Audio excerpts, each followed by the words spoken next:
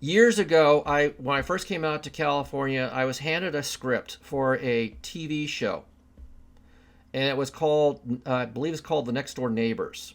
It was a show on CBS, and I was asked, could I come up with some ideas of what these characters could look like? So I went through the script, reading it, and then I started generating some ideas. At that point, Ken, there was no Photoshop.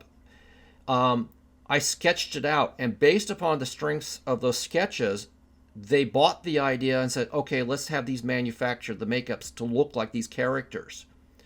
So, based on my drawings, we were able to sell this idea, and the studio was able to go forward with this idea and generate these characters. So in a way, you also aided in selling that show. That's pretty amazing. They had some rough sketches, but these were designed by people in production who aren't necessarily sensitive to the needs of a makeup and hair and hairstyling and that kind of stuff. So I was able to take the idea. There was a character called the Id, and what they wanted in the script, they described him as a dirty old man wearing a trench coat. So what I did was I took that idea, brought in the trench coat idea, and developed it so that he has a kind of a distended head.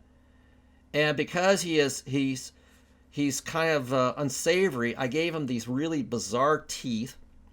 And then also figuring that he's kind of a kooky character, I gave him a major comb over this big dome of a head.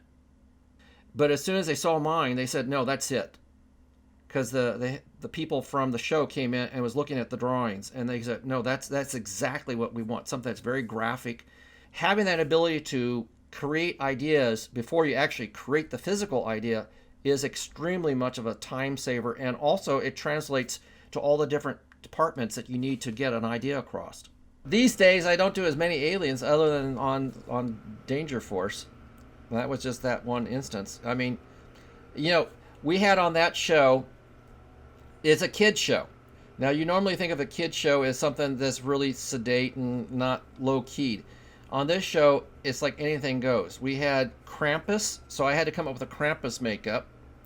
Now, for those who don't know who Krampus is, it's like good cop, bad cop. You have Santa Claus being the good cop, and Krampus is the bad cop. So if you have kids who are not being nice, they're being naughty, he's supposed to kind of scare them straight back to the fold of being nice.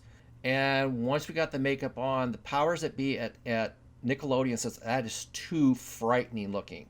I had to tame Krampus down quite a bit, so I tried to put in a little more humor into the character.